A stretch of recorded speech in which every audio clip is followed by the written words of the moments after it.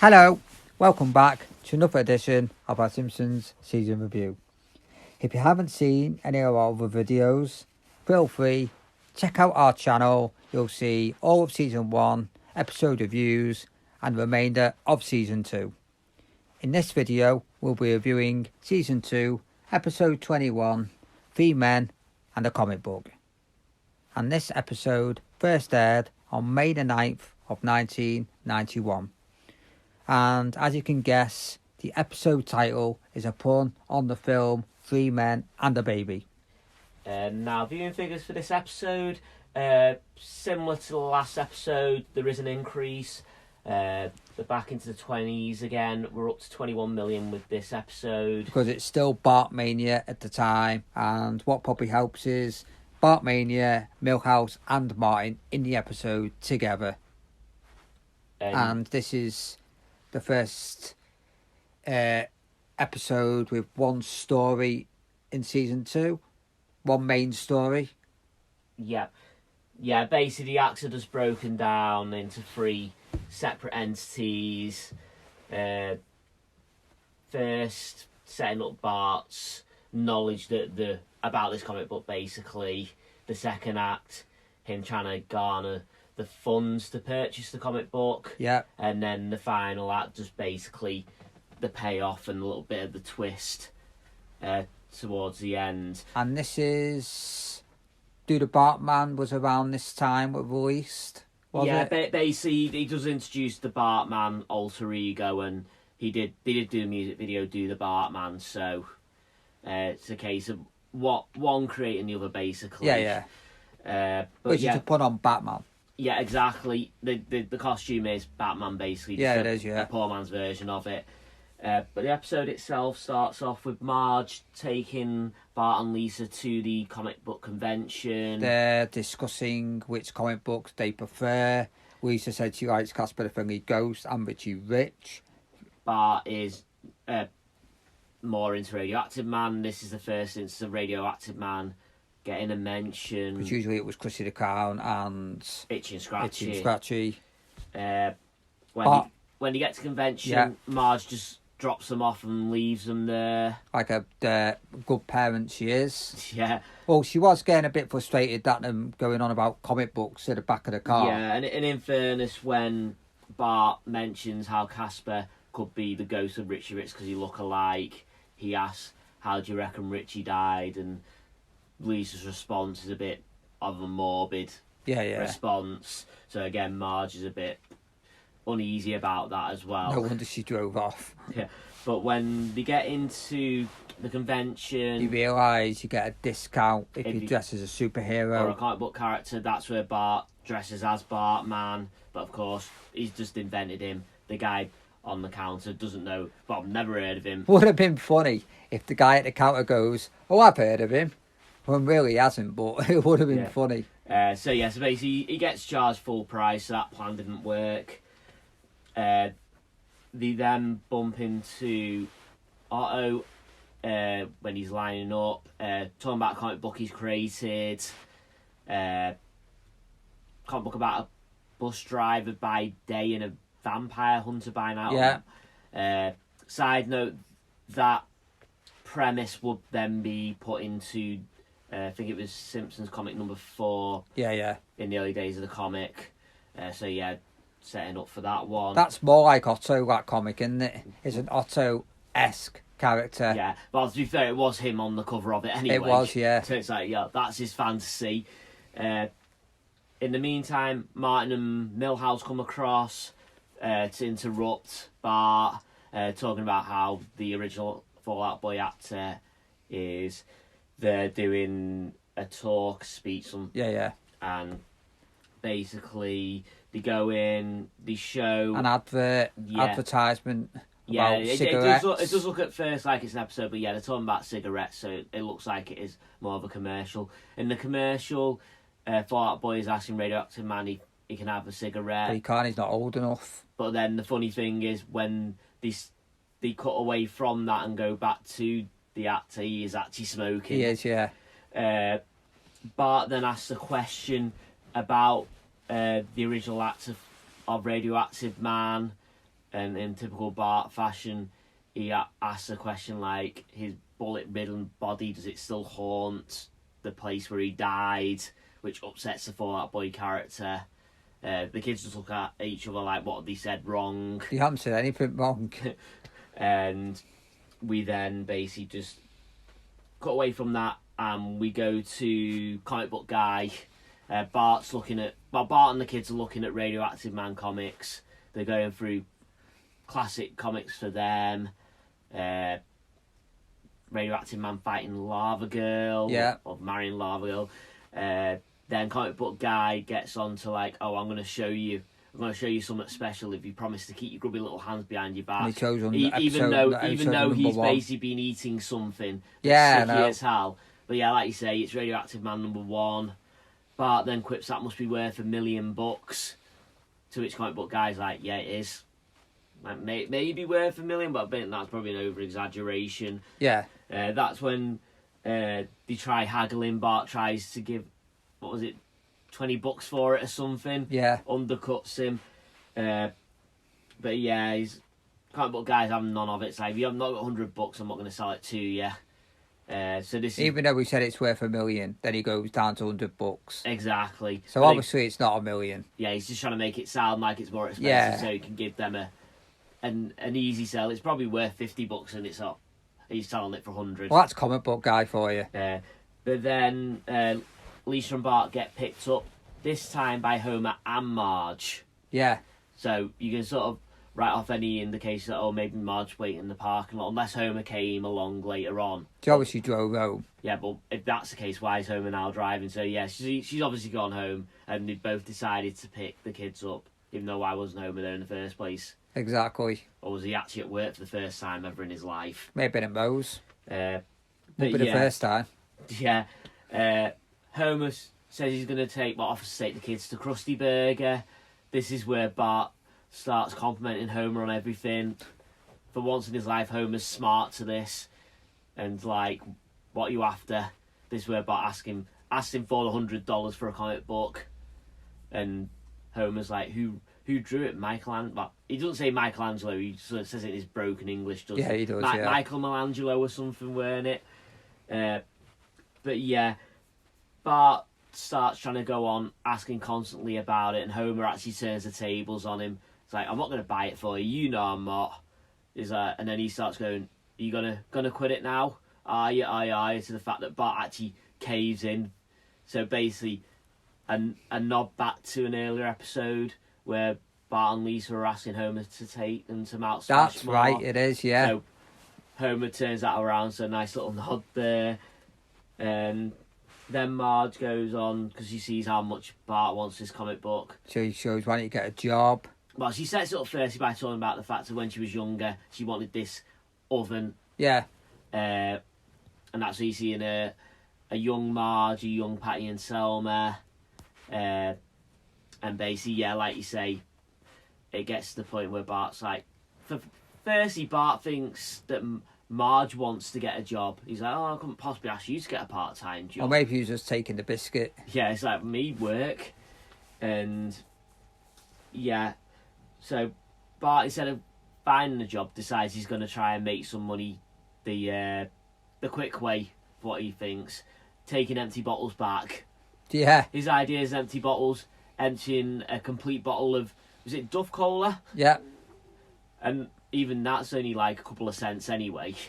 Then he tries to sell lemonade. Well, first he tries his foreign currency as well, which That's right. is only worth about 3 cents or something. Yeah. But yeah, like you say, lemonade, not selling, even with Lisa's help and making him look desperate by doing the whole switching the letters round on his stall and just basically trying to make him look desperate. But eventually he sells Duff beer.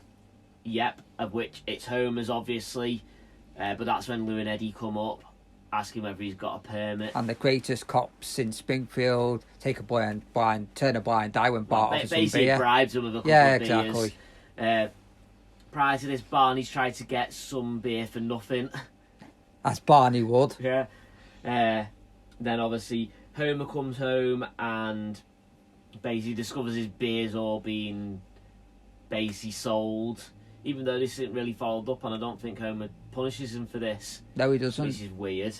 In the meantime, Marge is having her hair done and starts talking to Mrs. Glick, who's like, she starts talking about the comic book and how Bart's trying to find money for it. It's like, send him over to mine for odd jobs.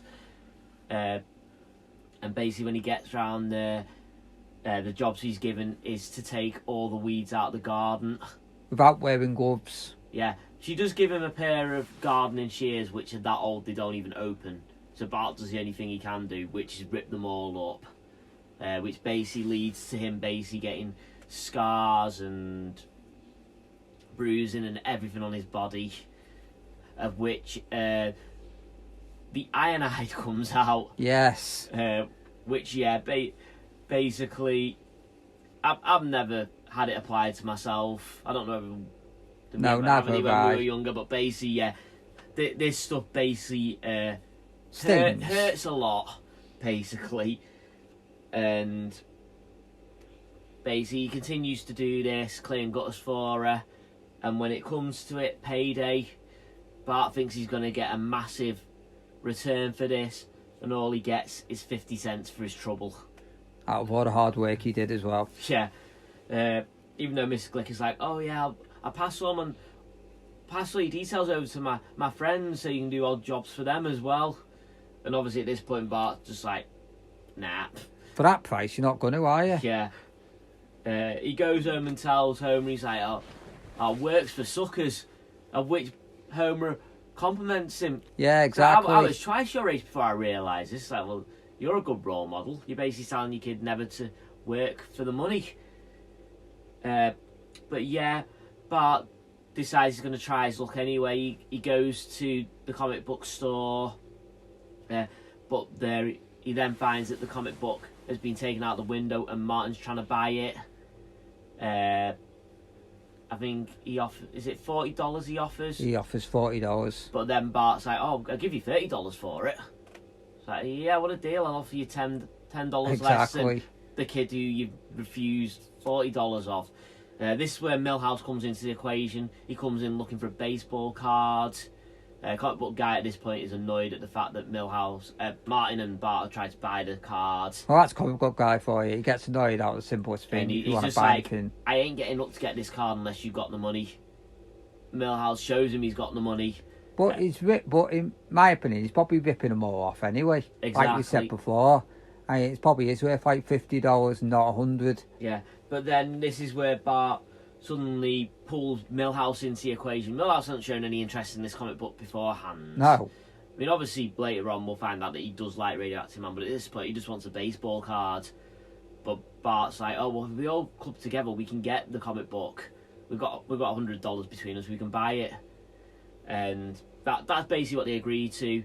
Comic book guy's a bit annoyed when he gets back and Milhouse decides he doesn't want the card after all. And they're like, well, no, we got the money, we want Radioactive Man #1 now. And this is where basically we lead into the final act after the kids have realised, well, 3 of you have bought the comic book, but not all of you can take it home with you. So they basically lead into just basically going round to Bart's treehouse, and they read the comic book there.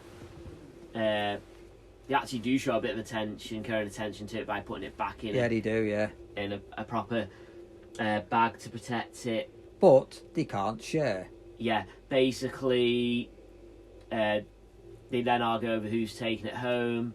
Martin then goes through the device of who gets the comic book on what day, gives them each 2 days of the week where they can have it. But then they argue on what happens on the 7th day, even after doing the whole thing. The drawing of lots and number and all this sort of thing. Martin's then like, because he suggests that one of his days is Saturday, today is Saturday, and he's going to take it home with him. Which didn't please Bart. Yeah, which he suggests that they're basically... At this point, Bart just turns around and goes, no, the comic book is staying here tonight. So it's like, well, there you go. Martin's plan backfired. He's like, yeah. It's Saturday, he takes him. So this is where they all decide they're going to stay and basically have a sleepover. Which to begin with goes okay, but then Bart tends to tie Martin up. Well, he catches him He catches him sneak back. Yeah, he said he's going to the but he's toilet. going to Yeah, the toilet, or he said he's going. Yeah. But yeah, it leads to Martin being tied up. But at this point, Bart's getting paranoid. He thinks Milhouse and Martin are both against him. Yeah. And basically, it leads to Bart picking a fight with Milhouse. To stop the comic book from blowing away, they put a brick on it to weight it down beforehand. But Bart picks the brick up to threaten Milhouse with it. They start tussling, and at this point, the comic book then flies off the table it was sat on, and which made Martin come out with a comment like, "If I weren't tied up, I could have saved it. Well, I could be saved it now." But because Milhouse and Bart have been fighting, Milhouse has basically slipped out the treehouse. Bart's trying to stop him from falling, but then once he realises that comic book's also in danger of flying away, he tries to rescue that in the process. He's just like to Milhouse, "Oh, come on, if I drop you, it's not that great a height, and the rain's probably softened the grass up." Good friend. Yeah, even though Milhouse is now crying at this point about the fact he only wanted the baseball cards, this basically just leads to Bart actually choosing his friend over the comic book, and subsequently the comic book gets blown away, gets hit by lightning, Santa's little helper rips it to pieces. He just somehow tends to turn up at the right moment. Yeah, and then at this point, Marge comes along after asking Homer to check on them anyway. As he does, looking out the window. He just sees, with a flash of lightning, just sees Bart and Milhouse fighting, and he's like, "Oh yeah, they're fine." But at this point, Marge has come along, and basically, because she's not exactly showing proper attention, she's like, "Oh, why don't you kids come inside? You can play a little title game inside." Yeah, I know. So he doesn't even question the fact that Milhouse is tied to a chair. Martin. Yeah, Martin, sorry. And yeah, this basically ends that one. We basically go to the next morning, set up the little joke of Homer opening the car to find out he's left his window open all night and his car is now flooded. Yeah. And basically, the episode itself does try to end with a moral note with it, about the fact that they lost out on the comic book because they couldn't share in the end. Even though Bart and the kids basically don't leave it there. It's just like, what's your point? It's like, oh, nothing. I just think it's pretty screwy that it happened anyway. Yeah, it didn't help with Bart being paranoid either. Exactly. And basically, the episode just ends on us seeing the final strip in the comic book. Yeah. And basically, that's how the episode itself ends. Moving on to bits from the episode. Yeah, bits from the episode, yeah. Starting off, the Close Encounter of the Comic Book Kind convention is a reference to the Steven Spielberg Close Encounters of the Third Kind. So basically, I didn't mention that in the episode of what the convention was called, but yeah. Also, Martin asks the lost and found if they have left Vulcan here from Star Trek in the Lost and Found Lost Property. There's a utility belt from Batman in the DC comics. A couple of tricoders from Star Trek and a lightsaber from Star Wars. Just a bit about that, basically. Any others? Lisa. In the end, Lisa buys 35 copies of Casper and a dozen Lois Lane comics for $1, which even back then is cheap, which shows you how good those comics were. Also, Homer said that he didn't know what Superman saw in Lois Lane, and he preferred Wonder Woman. Yeah. Yeah. When Bart's adult voice reflects on him getting a part-time job, the scene is a reference to the Wonder Years and the show's motif of main character Kevin Arnold's adult self narrating the story of his growing up years. Yep, and that voice was provided by Daniel Stern, who was the narrator for the Wonder Years. Yep, and the song playing is Turn, Turn, Turn by the Byrds. Yep. Also, when you get a little flashback of Marge going on about the oven, the light up oven, Patty sings along to Venus by Frankie Avalon. Yep, any others? Bart is also singing I Need Some Money to the tune of the Gold Digger song, We're in the Money, from Gold Diggers of 1933. Yep, and Bart, Martin and Milhouse fighting over the comic is a reference to the treasure of Sierra Madre.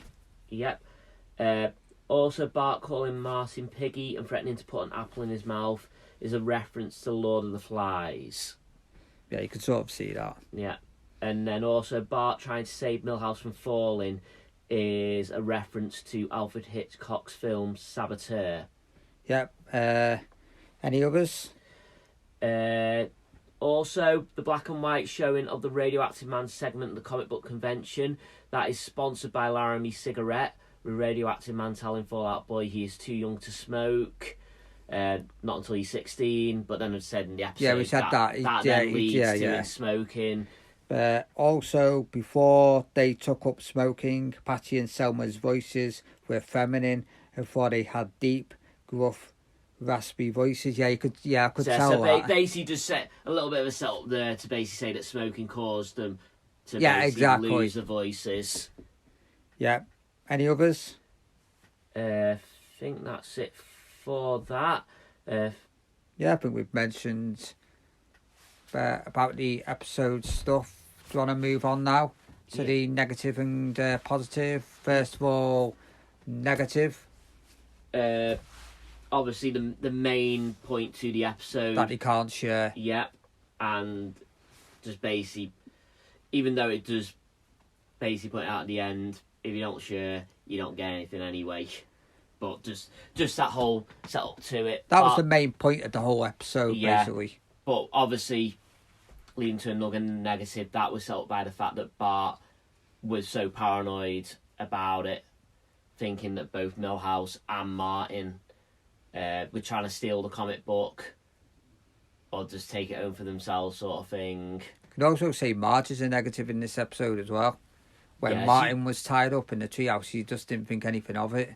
Yeah, she's a bit delusional to that. As I said at the beginning of the episode, the fact she just leaves the kids at the drives convention. Off. Yeah, exactly. That's such good parenting. She not really have a adult figure. I know maybe back then, basically, there may have been a little bit more of a lapse on parents being around with children all the time. But when you look at it in the current complex, it's like you wouldn't really see that often of a parent leaving. No. Not just one, but two of the children in that sort of element. Because again, you don't know what sort of people are hanging out there. Especially also being there. Exactly. The kids know him and he's friendly, but at the same point, you never know. Also, Homer, negative when Marge asks him to check on the boys. He just looks up out the window and sees them in the treehouse and leaves it. Yeah. Could it also be seen as a negative at the fact that he sees all his beers being drank, but really there's no real response to it? Yeah, that could be a negative as well. But then again, it could lead to him wanting to strangle Bart, so yeah. Which he didn't do a punishment for him, though. Yeah, so he did. Yeah, so again, that's a negative as well. He doesn't punish Bart for it, because you can clearly see that Bart's selling the beer, his beer, so it's like, yeah, where's the punishment? Yeah, exactly. And also for Homer, the fact that when Bart goes on about how working is for suckers, Homer doesn't try to correct him. He's just like he's rewarding him. Oh yeah, I was twice your age when I worked that one out. Yeah, we know Homer doesn't work hard anyway, and he knows that himself. Yeah. I think another negative is when Bart does the weeding around the house of the old lady. Yeah, Miss Glick. Yeah, Mrs. Glick. She don't give him gloves, and when he comes home, Bart's covered in cuts. Marge doesn't think anything of it. See, if you're a normal parent, if your son or daughter comes home with loads of cuts after doing gardening, they're going to say, what happened? How come you didn't protect yourself? But not just that, other parents could jump to the conclusion that maybe something else happened. That's what I mean, and Marge just didn't bat an eyelid, basically. So, yeah, I think in general, neglectful parenting from both Homer and Marge in this episode. Other negatives? I think that's it, to be honest. Positives then? Positive, well, the main positive of the story, and it's a negative and a positive, where it just goes to show you need to share more. If you don't share, you know, doesn't end up going your way in the end. Yeah, but the set up to that, the fact of trying to teach that sometimes hard work is needed if you if you really want something.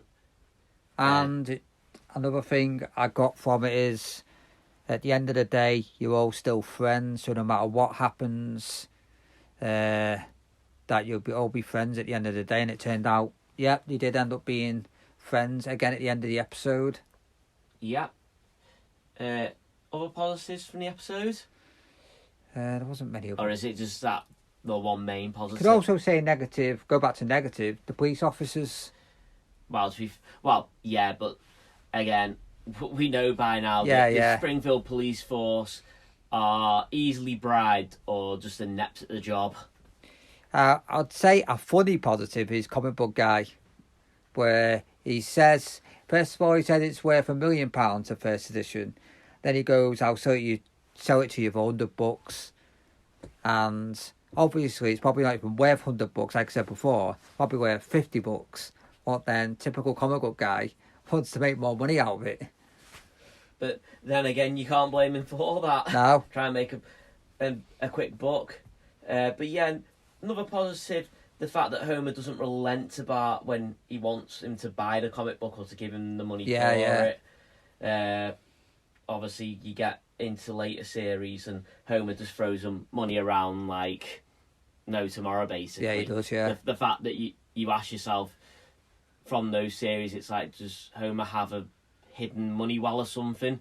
Because he clearly can't be able to afford all these and he never seems to go to work when he doesn't work. Exactly. And even if he did work, I doubt that the power plant would pay him megabucks to the fact that the family could go on holiday at least. Exactly. I mean, let's say once you get onto later series, what, an average of 2-3 times a series they go away? Yeah. So you look at it in the context of a year, they go away 2 or 3 times a year. In another episode, it's hinted that they've been to nearly every single state in America bar 1 or 2. So they visited 48 states as well. That can't come cheap. No. So yeah, so just the fact that for once Homer actually doesn't throw his money away on something needless, basically. He's not getting anything out of it. No.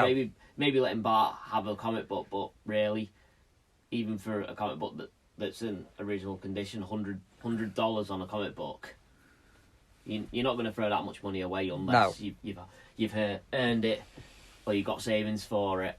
Well, Homer wastes all his money in modes and everything, doesn't he? So yeah. Any other positives from the episode? I think that's it, to be honest. But if we've missed any positive and negative out the episode, put your comments down below. And if you want to add anything else about the episode, also comment down below. Like, share, subscribe. And we'll see you in the next video.